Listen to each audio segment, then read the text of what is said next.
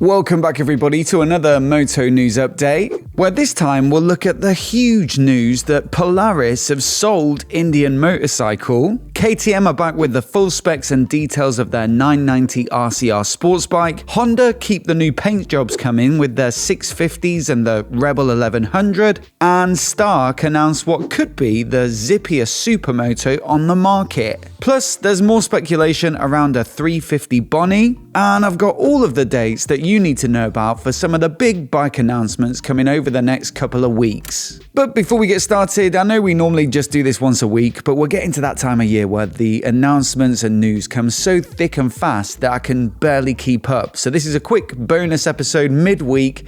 Next week, we'll return to normal weekly scheduling, unless loads more news comes out again, in which case I'll be doing the same. But undoubtedly, I had to jump on it today because it's huge news, like I say, that Polaris have just sold off Indian Motorcycle. Now, for anyone not familiar, Polaris was the owner of Indian after buying it in 2011, and they're probably best known for their ATVs, their snowmobiles, their boats and stuff like that, although I do believe they do a big business as well with stuff like commercials, government contracts, and also defense products too. This one came a little bit out of the blue for me though. I wasn't really expecting it, didn't see any rumours of a sale building up to this, although you could argue they didn't have particularly good financial results last year, and also they discontinued the FTR line of bikes to focus on their core products like cruisers and tourers. So yeah, perhaps things weren't looking particularly rosy, but it still came as a bit of a surprise, with Polaris announcing this week that they'll sell a majority stake to the American private equity firm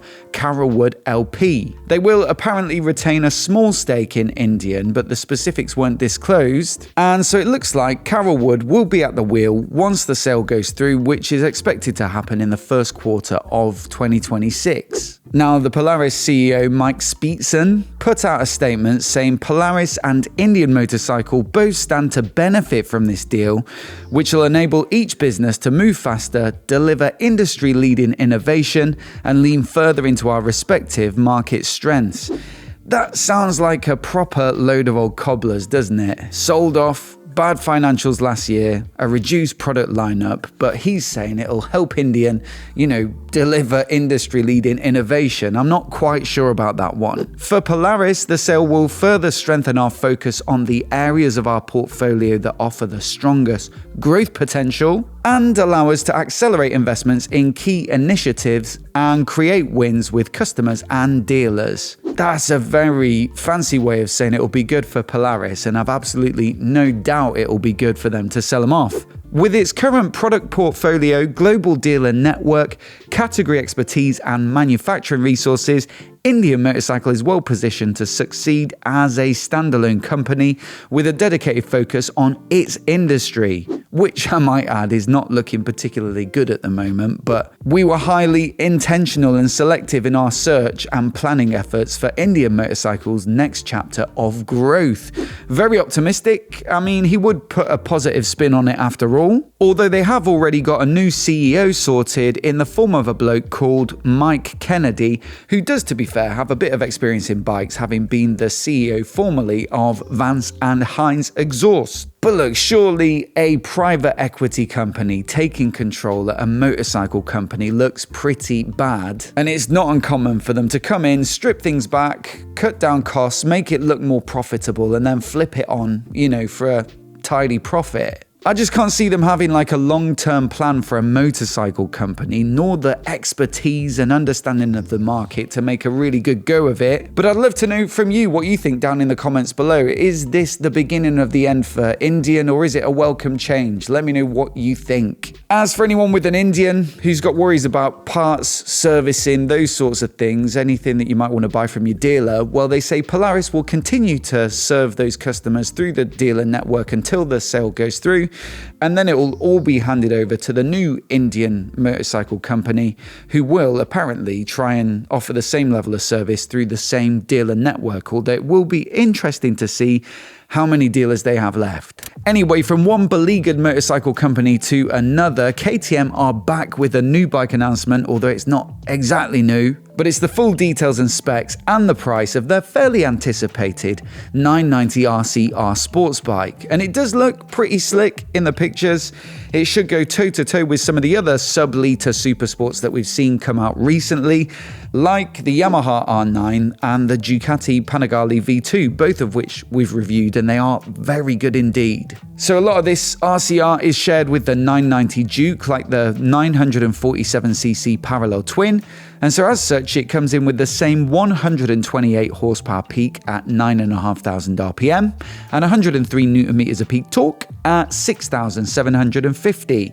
There's the same or a similar steel trellis frame wrapped around the engine as a stress member, and it's suspended on their own brand WP suspension with 30 clicks of adjustment for various settings with the suspension, which should offer, I reckon, enough adjustability and fine-tuning for most riders. Brakes are the latest Brembo High Pures, which look rather nice indeed. Tyres are from Michelin with their Power Cup 2s, and they're on the same 17-inch rims as the 1390 Super Duke R. The whole lot, they say, comes in at 195 kilograms ready to go with the 15.7 litre fuel tank topped up. And that is pretty competitive with the R9 and the Panigale V2. It's right about the same sort of weight. But I think more important than that would be the price. You see, the Yamaha R9 is fairly good value, I'd say, at just over 12 grand, whereas the Ducati is a massive step up. It's over 15 grand for the standard Panigale V2,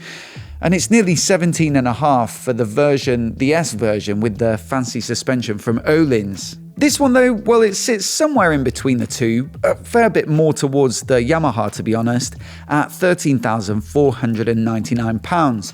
Now I totally understand that a lot of people will be a little bit cautious around buying from KTM at the moment, but it does look like, to be fair to KTM, quite a lot of bike for the money, and so I'm sure it'll get a few sports bikes fans tempted. It looks like the international press launch is going on at the moment, and that includes a bit of track riding, so I'm sure we'll find out just how good it is in the next couple of days when some of those reviews start coming in. But also, of course, I'll try and get hold of one for some road riding as soon as possible.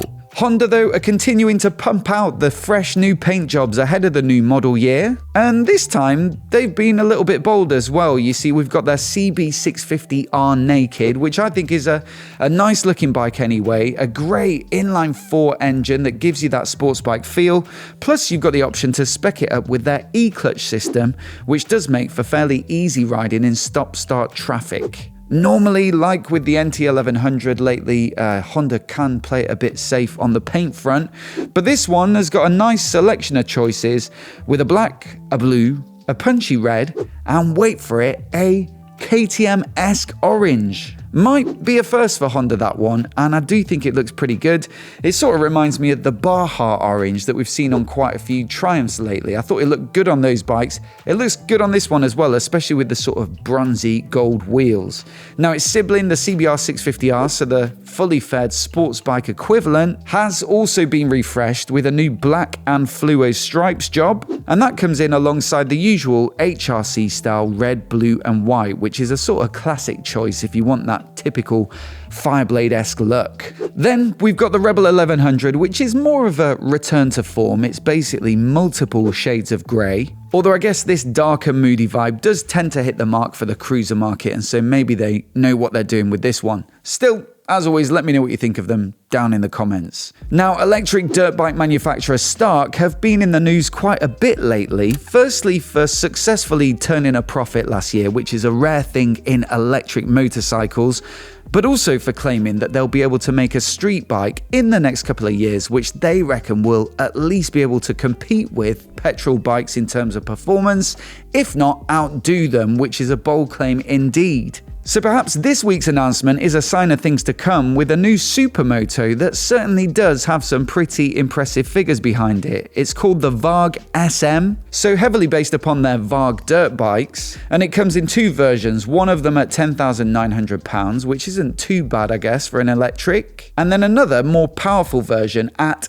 11,900. It definitely sounds like it's worth the extra £1,000, with the cheaper one making just shy of 60 horsepower peak, whereas the full whack version makes 79, so should be pretty punchy. And as per usual with an electric bike, it makes buttloads of torque as well, really nice and low in the revs. Perhaps most impressive though is that it tips the scale at a very slender 124.5 kilograms. And so for reference, if you look at something like a Ducati Hypermotard 698 Mono that also makes just shy of 80 horses, well, that's 151 kilograms wet, no fuel, so probably up above 160 when it's fully topped up. And the KTM 690 SMCR, which is pretty much the closest competitor, well, again, very similar on power. I think it's around 77 horses, and that one does come in at 162 kilograms fully fueled up. So for a similar price, you've got a Supermoto that's pretty significantly superior in terms of power to weight. And so the only catch could be, I guess, the charging times and also the range. Now, they say it'll do 50 miles of real-world riding, or over 100 miles if you just use it in town, and I bet it's a weapon of a commuter. And a charge with their own 3.3 kilowatt portable charger is said to be done in less than 2 hours, so probably palatable, I'd say, that charging time for a lot of riders. Certainly Supermotos you're not doing big distances on anyway, and so this definitely looks like a bit of food for thought. Now, one of the rumours that's been going on for quite a while is the fact that some Indian motorcycle news websites have been expecting Triumph to launch a 350 version of the Bonneville, or maybe a sort of slightly more traditional looking version of their single-cylinder 400s. They're saying it's coming in sort of early to mid-2026. But thing is, they've been saying it with such conviction now that it sounds like it's a dead certainty. They're giving so much detail, like a 350cc single-cylinder liquid-cooled engine that's basically the same stroke as the 400 but a smaller bore, so it'll keep that sort of low torquiness but slightly smaller in capacity. It said it will be a little bit cheaper, more classically styled, a little bit more traditional looking, and that'll help it to go head-to-head with the likes of Royal Enfield's classic 350. Definitely, you know, Enfield sell a crazy number of bikes, and so you could see why Triumph would be tempted to put something like this out there. But yeah, I first reported on it in August when it was floated by another website called Acco Drive. And the thing that I couldn't spot is any real substantiation. No spy shots, no patents, no emissions, regulations, filings, or anything like that. No leaks directly from Triumph themselves. But at the same time, it seems like it's really gathering steam, this rumor. And so I can't quite decide. Is it that they know something I don't?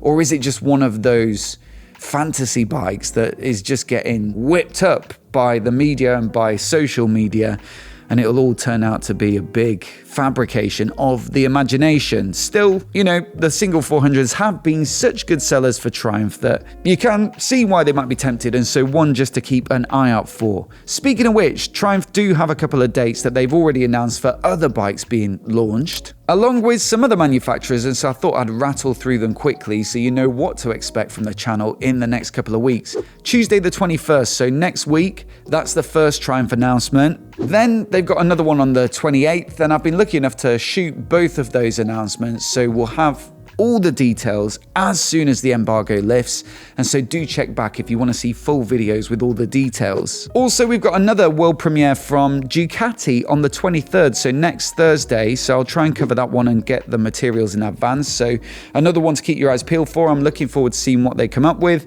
And they've got another world premiere on the 4th of November, which is the first day of EICMA. We've been invited to the press launch, or the press briefing, let's say, and so yeah, we'll be there covering that one, so definitely tune in during EICMA week. Also, we've got Norton's big announcement on that day as well. They teased it a couple of weeks back, and so we've got the full story on that coming as well. And I'm sure there'll be plenty of others from all the big manufacturers. It's definitely getting to the most exciting time of year if you love bikes, and it looks like it's going to be a good one as well. There's certainly lots rumored that I'm looking forward to. As always, let me know what you think of today's stories down in the comments below, and I'll put yesterday's news update on the screen now in case you missed it so you can catch up. Do hit subscribe to see all these announcements, the latest motorcycle news right here on MOTOBOB. A massive thanks for watching today, and we'll see you in the next video.